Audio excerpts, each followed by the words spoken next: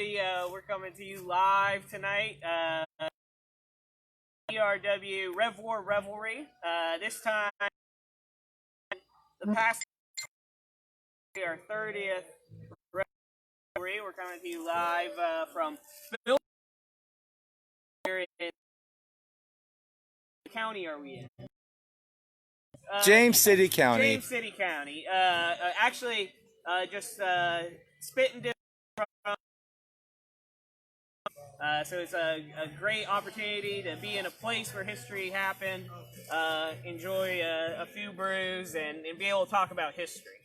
What we want to spend the night doing is talking a little bit about what we've done so far this year. We want to talk a little bit about our trip tonight, or trip this weekend, some of the stuff we saw, some of the things we learned. We'll go ahead and this is our 30th Rev War Revelry, so that we got plenty coming for you in the future.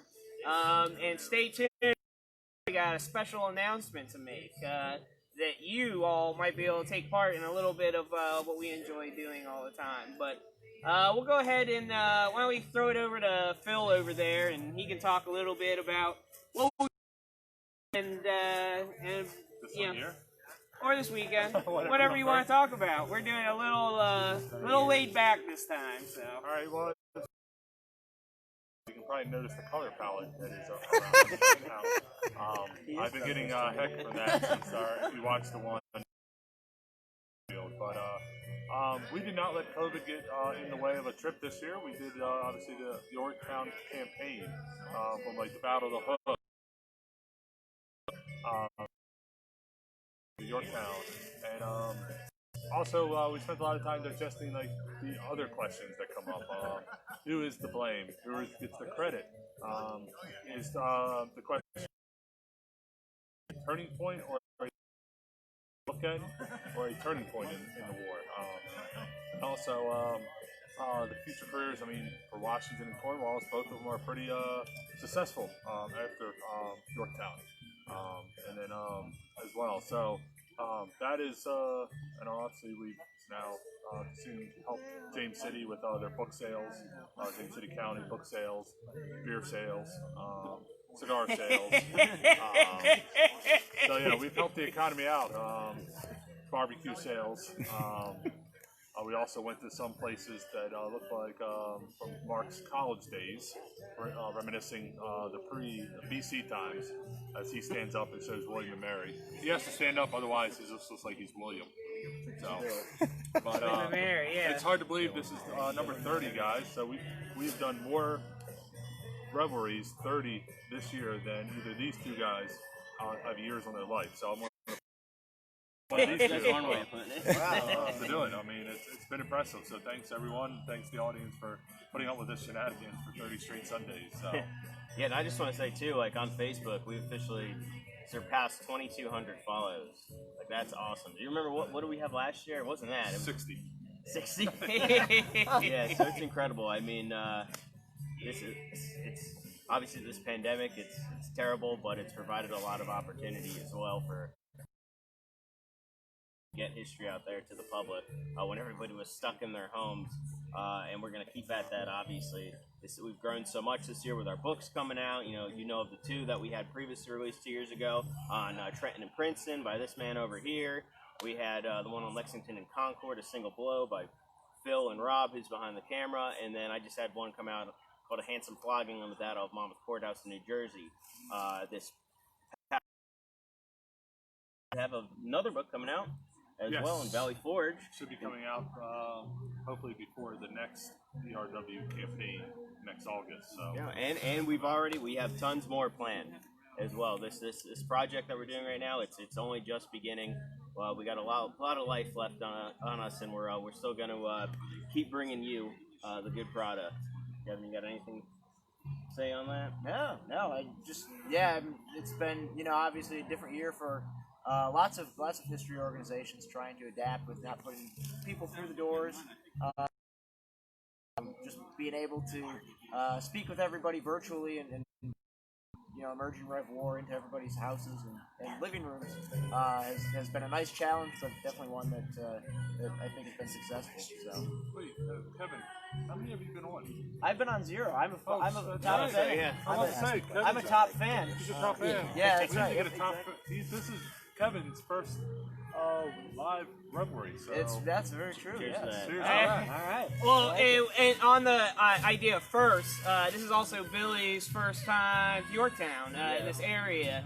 So I guess one of the questions I have from this weekend, and maybe everybody can give their input, but I'll start off with Billy, is kind of what was your favorite part so far of all the sites we've seen, of all the battlefields, of all the things? What was your favorite? Why? And how has being on the actual places where these things happen, furthered your understanding of stuff rather than just reading it in a book? Right, yeah, obviously my focus in the Rev War era and French and Indian War era is all just the northern theater. So usually what happens around New York, Pennsylvania, and New Jersey. It's obviously not that I didn't know what happened down here, but I never really delved too deep into it. And especially even visiting the sites here too. I've done a lot of the Civil War sites around Williamsburg, but none of the Revolutionary War sites. So this trip, it's been totally eye-opening. The fact of the scale of the action that's going around here, the importance of all these actions. We were just at Green Spring yesterday, which was the site of the largest open field land battle fought in Virginia during the Revolution. And then also we were at Gloucester Point for the Battle of the Hook, and that was the largest cavalry engagement of the entire war. There's so much going on down here that I think it really does get overshadowed by the surrender at Yorktown. Okay, people think that these armies come down here, Cornwallis gets bottled up, and that's it. Then he surrenders. No, this was a siege that everything had to fall in place for Washington and Rochambeau and the French army as well. So I've learned really seeing these battlefields is the siege lines too. Like they're so close to each other. It's incredible. Like I mentioned in our earlier video today at the surrender site, when you're standing there, for the across and the Yorktown Visitor Center, as these lines are creeping closer and these cannons are being rolled into position and blasting away, the noose really does tighten for Cornwallis. Like there really is no way for him to escape, and it's really, I don't know. In the surrender field itself too, it was just like I said earlier, that place is definitely powerful. And we've seen so many movie depictions and TV show depictions of this happening, and then to actually be there, you could still hear, the world turned upside down, being played in your head. I think something, to that idea too, the power of preservation too. Because I think going to some of the sites, one of the places we went, the beginning of the trip was in Gloucester, to the site of the largest cavalry engagement of the whole war, which is, a parking lot at a Kroger or whatever. So, it's kind of like, you realize, you don't really get that feel because 100 years ago, and preserved important to our national story, so that today we can come to these places and you kind of get that feel of what it was like 250 years ago. So I think I definitely got a great appreciation for battlefield preservation. Not that I needed any more of it, but it's always good to visit these places and feel that. And yeah, you talk about the power of place. Having gone to school at William Mary, having spent many years in this area, I have my own personal history going back and remembering what things are like. So it's always kind of nice to walk down memory lane, and you can just imagine all the stories of all the people that have traversed the ground that we now inhabit. It's pretty powerful to think about. I kind of got something to add to that real quick. So to talk about the power of place, and we refer to the power of place for us today, but obviously the Yorktown battlefield itself was used during a Civil War engagement, a Civil War siege. There it is. In 15 minutes in, we're going. Yeah. I know, but I'm saying even It wasn't me. But even for them, back in 1862, Kevin was talking about how these men, they noticed the symbolism of being on this battlefield.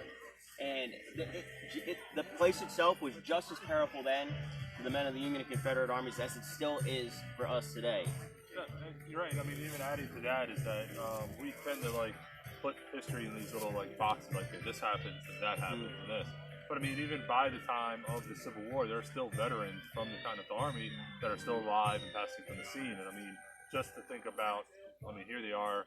They might have charged across the Redoubt 9, or they might have gone across the Delaware, or froze at Valley Forge or Morristown. But you can see what they sacrificed and what some of their friends or compatriots or whatever died fighting, to see, depending on what your view is on the north-south side, to see that this whole country helped create.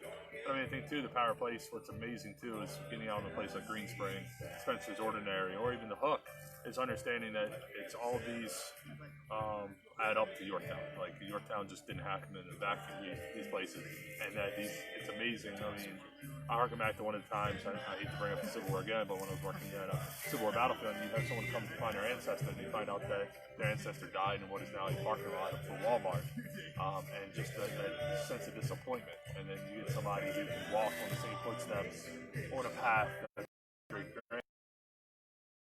somewhere, and you just see that connection, and that's why these things set aside. The last thing is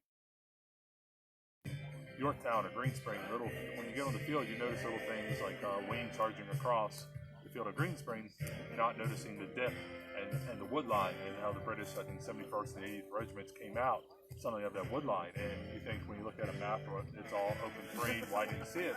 But a little bit of a contour, or was it one of the battles, firing 13 rounds out of a musket in a Revolutionary War battlefield is a high rate of fire for that. So that's some of the things that I picked up, is filling in the more of the not just the facts, but the story that builds, and how remarkable that everything came together. The French Navy, the American Army, and everything. So Divine intervention.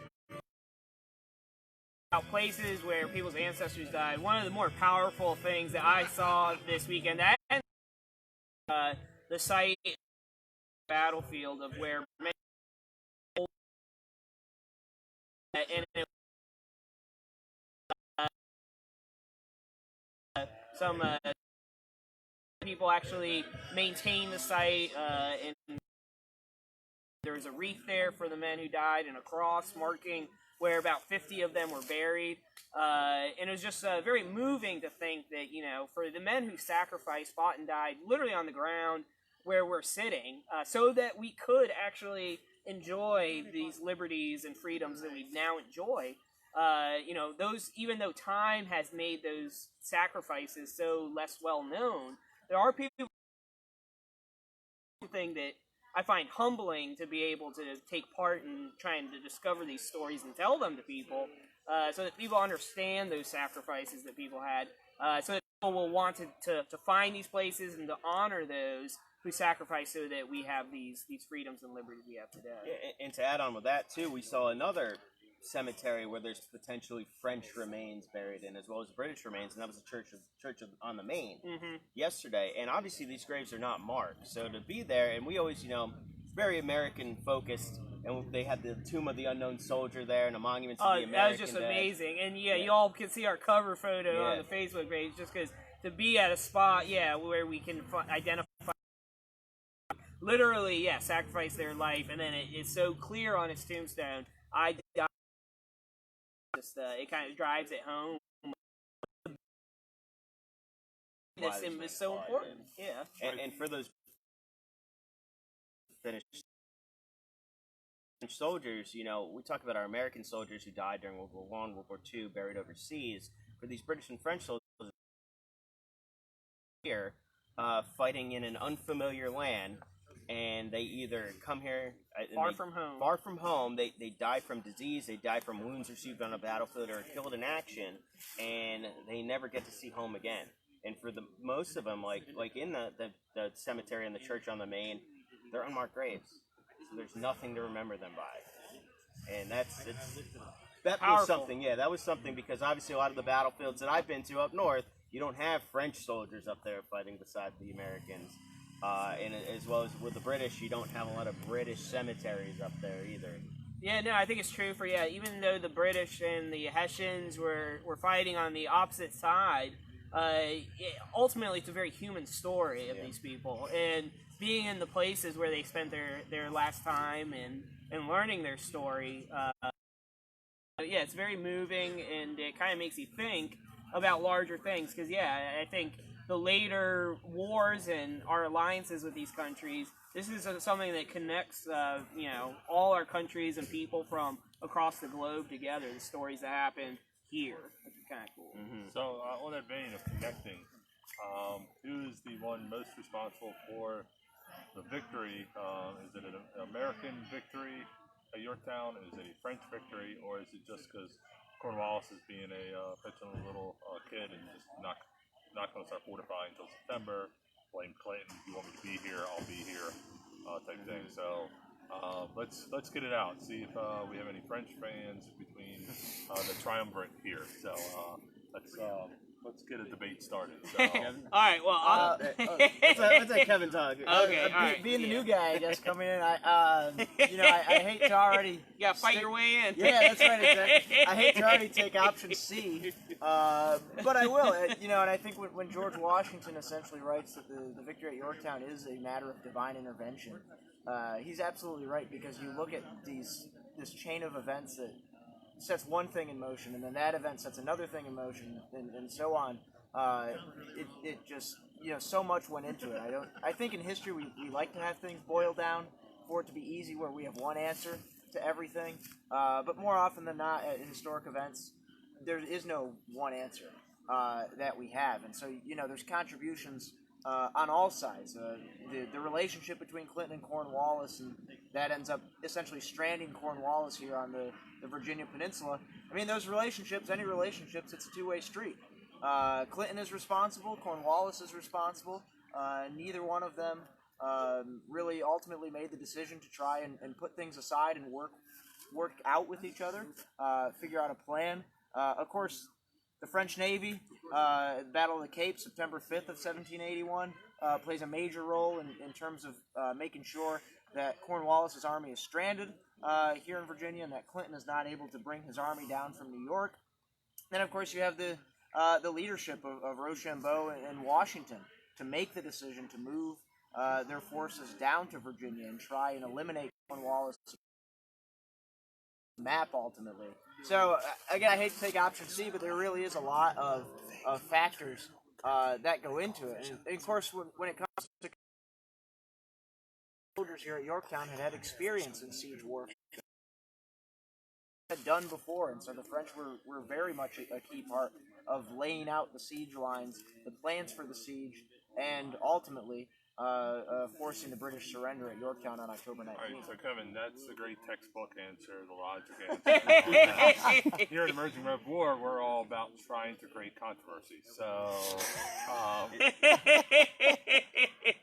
you got 3 seconds. Ready? Who's the? You have to pick one. French, American. We even had, don't forget, the Spanish contribution from one of our top fans. Yeah, John mentioned Spanish. So, Well, I think I'm not going to go French, Spanish, or American, but I'm going to go British. If it's not some of the in conflicting orders, maybe doesn't anybody the opportunity to coordinate and act together to force passes the most. So, I was going to say, up down here by choice. Okay, he didn't want to head to New York City. He wanted to renew his campaign in the Carolinas and still to force the South into submission. But I definitely think that if it's not for Admiral de Grasse coming up from the Caribbean with his Navy, there would be no Yorktown campaign. Right? Obviously, Washington, his chief focus is New York City, recapturing that city, which he's failed multiple times to initiate any kind of operations against there because the British defenses are just way too strong and they outnumber him way too greatly. So it's de Grasse coming north from the Caribbean and stopping off in the Chesapeake to the mid-October that is going to kind of force Washington's hand. This is the only chance he has to potentially capture a major British army and end the war. All right, okay. Let me set the record straight for everybody. Yeah, go ahead. All right. First of all, Washington gets all the credit for everything because whoa, the Washington he's over. in command, and yeah, he had a blood vendetta to get New York, and he was wise enough to put aside his personal ambition to take New York and wisely listened to Rochambeau and agreed to do this whole maneuver south. I think that the contributions of the French. Shouldn't some of the contributions or the credit go to Rochambeau? No, That's who I was going to say. No. You can make that argument in a second. I think the credit goes to Washington. I also, as much as the French contribution and the Spanish contribution are important, and the French obviously were key in making this siege happen successful. Could America have done it on its own? I mean, when you look at the American cause around the time of Saratoga, before France officially joins in, it's not going great, but we're doing a lot on our own. In the end, it all comes down to power of the sea, though. Power what? Power of the sea. Oh. The French gave us a navy that we could not provide for ourselves. Yeah, but we had the whole western part of the what's today United States that, I don't know. There are a lot of people out there that I don't think would ever submit to, even after all the cities and the sea was taken over by the British, they would never submit to British rule. Head for the hills. And yeah, exactly. So before we divulge into that guerrilla war that Washington would not have been okay with, it is Rochambeau. I mean, he's the unsung hero of this. I mean, he is the one that cements the planning. He is also the one that has a letter. Convinces Washington. Convinces Washington. He also convinces, I may be wrong, but he DeGrasse and everything to stay a little later. Also, we always think like popular culture that they're haughty or whatever. It's from the Patriot. From the Patriot. But, so, I mean, Rochambeau even, understanding the dynamics of it at the surrender and not accepting the sword and getting it over to Washington shows a little bit of the grace and humility of Rochambeau. But, it's also what he brings with the 6,000-man army. The war chest and the materials and the Charleville muskets and so forth. It's also a reason why Washington keeps the army separate. Land, see what the Continental Army looks like, and goes, nope, and turn around and go right back on the ship and head back and everything like that. If you also want to go into the whole, if you are a monarchist and you want to go into the whole divine intervention, well, isn't King Louis believes he's the son, the grandson of a sun king, and they get their ordaining from God, so it's divine intervention that the French were sent. And if you believe in that thing, but I think it's really Rochambeau who cements that relationship, because could you imagine? Look at Savannah, for instance, and the failed there with DeGrasse, the Lincoln, and so forth. You have a failed partnership, and now you have bigger personas with Washington and Rochambeau. Rochambeau and Washington, who both rise above in their respective camps, and it's Rochambeau that has to turn Washington into New York, and I don't think anyone side had that type of caliber to do so. Hey, first of all, this weekend I want to throw out a big thank you to J. Michael Moore and Bucky Burris for giving us a great tour of Gloucester, and also Drew Gruber, who's around here somewhere. Drew Gruber and Kate Gruber and Kirby Smith. We just got some tours this weekend. And I think what the importance of individuals and individual personalities, individual choices, and I think that really kind of shone through. For instance, when we were at the Hook, you learn about Tarleton, who was there, and Lejeune, and Whedon, and kind of the as you were just mentioning, people who are put aside able to really accomplish something. That was also something about the Gloucester trip that I didn't realize was that they surrendered separately, and was really the final surrender of the British arms here in North America during that time. So I just want to say I think that was something that we're talking about, the personalities and how important those were in developing what eventually became, our country today. And it's also, you mentioned all these historians that are doing it. It's how many people that are studying Gloucester and the Hook to keep it alive today. Yes. In Green Spring and so forth, the archaeology records. That's what's fascinating about this field, is that you continue to find things. Like that Pennsylvania soldier that's reburied. You don't think about it, and it adds to place. I think that's very important. I mean, to understand the various layers, but I mean, it is about partnerships, and that's what emerging Rev War is trying to do as well. Oh yeah, absolutely. But it's also I think that's perfect because you look at places, little places like the Hook or Green Spring, with Bucky Burris focusing on the Hook, or J. Michael Moore doing his tours in Hampton Roads, or Kirby Smith talking about Green Spring, or Drew Gruber talking about battles here around. I think that by local people talking about events, it really kind of gets you to think about their. If you don't have these local advocates, passed over, and a lot of people wouldn't think of how important they were. So, and as you said, that emerging Revolutionary War, want to foster. We want everybody to really delve into the things that they're personally interested in and things that are in their neighborhood. Myself as an Alexandrian, I think Alexandria, Virginia, trying to find ways to tell those stories of the people that are close to me, so that when people come to these areas, they can learn about how they fit into the national story, international story. Really. I mean, it's really, we call it the American Revolution, and there's that one quip that the American Revolution was won because a German trained us, the Dutch supplied money, the French brought arms, and the Polish brought engineers. So I mean, you really see it, but there's a reason they are here in America. I mean, it also helps that we're fighting the British, and everyone remembers the French and Indian War. It's like, hey, let's get back at the British. But it's also these ideas that permeate from here. I mean, had a chance to visit back in the summer Savannah, and you look at the battlefield there, and you've got people from Sweden and Switzerland and Germany, and the ones that will. And so it's just amazing that context. My grad work done on the Maryland line, showing that the average age of a native-born American soldier was between about 20, 21, but if you're foreign-born, you were so it shows like what do they, because I think there's so many books on that other war, the Civil War, what was the causes or why did they fight for it and so forth. And we always say in America, oh, you fight for patriotism, but we've all been to Valley Forge and Morristown and those places, and patriotism doesn't feed you or clothe you or whatever. And so you see here and you see all the moving parts and what it must have been for that ragtag American forces in that surrender field.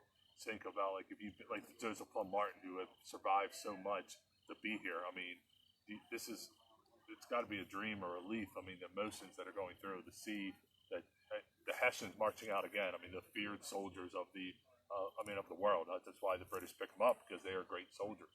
And the British, these guys have terrorized 3 states, all the way up. And so Cornwallis and all this. So I mean, it is one of these things that these small little battlefields. We throw these numbers of casualties. That's the other thing that we always throw these casualty numbers out, and it's always interesting. That really got to me when we got to the church on the Main and with the Pennsylvania soldier. We always throw these casualties. Oh, it's only 75 men that got killed or wounded, but until you see like the burial of somebody, you're like, that puts it in perspective of what.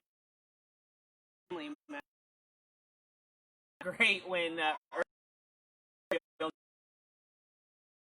Who was, a rising star in the American Army.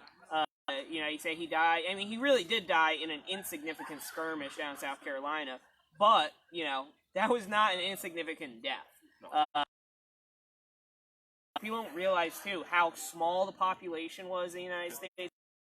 So the numbers are smaller. So we're kind of used to, we kind of go by numbers as to whether we impart value on that, but each individual human life was obviously very valuable to those people who sacrificed. And what's the number? I think they say 1% of the population succumbed in the American Revolution, yes. and 2% in the Civil War. So I mean, you're looking at numbers as well. But well, that's why I tell this to people about if the Revolutionary War happened today. 1% of the United States population, that's 3 million people. Yeah. So that kind of shows you just how tragic and devastating it was to the population here. And one of the comments also that we brought up at Great Bridge and Kate Gruber and all that is that the Loyalists that say loyal to the government, I mean, fighting an insurrection, fighting a rebellion in their eyes, not a revolution, a rebellion. That is the largest mass exodus of people in the 18th century, is the Loyalist population leaving. And we always think, oh, well, they're Loyalists, they lost side, they should have picked the Patriot side. But I mean, it's like Those are saying, tough choices. Those are tough choices. Saying like, oh, like if the Confederacy would have won, oh, the people of the Union have to leave West Virginia or leave Kentucky, and like it just puts you in perspective. These people picked up, and their options were Nova Scotia, or I mean, going to England, where they find out a lot of these people find out they're not English. They're treated as second citizens there because they are colonists. Or I don't know, let's go to the Caribbean, which sounds good to us. Let's go to the Caribbean in November. Yeah. But I mean, no air conditioning, wool clothing, and all that. Or if you're these African Americans. Yeah, Ethiopian regiment. Ethiopians, It's a perfect example. Some of them they fought and bled, and they get on the ships in New York, and they're told they have to they're pulled off and everything. Here, and the British don't do anything about it. I mean, and that thing. So, but you see this large. We always think of the Patriot side, but these Loyalist side that, I mean, the one Simcoe raising these, the Queen's Rangers and these Loyalist units that do admirable service, and then they're done. They either have to go back to their neighborhoods and say, hey, can you help me out? Like, are we good? Can I live here again? No, most of them have to go somewhere else and start a whole new world just because they stayed loyal. Yeah, these different sides. Great Bridge, and we saw a monument. There was who fought there, and talking to the folks there at the foundation, and I didn't want to leave them out either. Yeah, the Great Bridge Waterways Foundation that's preserving. It has a great museum down there at Great Bridge. You know, they were talking about how they're working to build a monument also to the British side as well, to memorialize their sacrifices that they did for king and country. And I think it's just interesting to kind of get all these different perspectives when you actually go visit some of these sites. Yeah, and I think we're talking about those Loyalists. You know, we have the benefit of viewing history from hindsight. So a lot of the times we view Hindsight's 2020. Right, 2020. Exactly. I think that's a term coming up, right? For a certain symposium that's going to be in May. But yeah, so obviously we can judge these people who didn't agree with, you know, Loyalists. They believed in the status quo. So think about what's wrong with that. Like, they thought things weren't too bad. I mean, even before the Revolution, Americans are very, very, very proud of subjects. So for a lot of those people, that they had a Lloyd as the king. So there is an effort to always villainize Loyalists, when in the end they just wanted to fight for the status quo. It's always interesting to think about, what would you do if there's... It's very easy to say, well, of course I'd be a patriot and I would, fight with George Washington, but... you knew you were going to win. Correct. Oh, and me and my friends and family, they'd all agree. But when you actually think about the actual choices that had to be made, and people who would pledge allegiance to the British sovereign now all of a sudden have to make this radical choice to break away from that, which is very traumatic. And as we've seen, it split families, split friends, and it was devastating to a lot of people, both literally with the people who fought and died in the war, and then the relationships that were broken over it. So. I mean, we also, the other thing we've excluded is that about this conversation, it's one of the biggest things of when historians get together. It's not the cigars, it's not the beer, it's the book buying. And so we've talked a little bit about the ERW books that have come out, but there is, the literature. So is there a book from any of the subjects we mentioned right now? Let's throw it out. Let's talk about a book. Is there Talking books. Yorktown, one on the French side, the Royalist side, the British side. Throw a book that you are going to read after you leave this trip. For instance, I posed the question. I'll take the first bait, and I'm going to go back and read one of the iconic books by Burke Davis on Yorktown, because I feel like that starts the foundation, and so that's one of the ones I'm reading. And then I'd really like to read one on some of the, try to figure out a book, and maybe one of our viewers can help, or one of you guys can help, something on one of these, the Queen's Rangers, or something, one of these boys, because you keep hearing Simcoe, and I'm tired of people going, oh yeah, he was in Turn. Yeah, he's a crazy guy in Turn. So one of our viewers, one of the fellow historians here, if you know anything on the Queen's Rangers, on Simcoe, I'd really like to read this guy. There's a great TV show, Turn. It'll tell you everything you need to know. There you go. That's anyone but Mark. Any of the historians besides Mark, the book. I mean, home greens. I probably should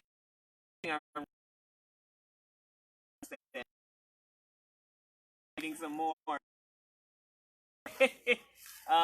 yeah, no. I think emotional aspect. You know, I actually met a neighbor of mine the other day who mentioned Global, a good book. Showed that, and you know, I couldn't think of one off the top of my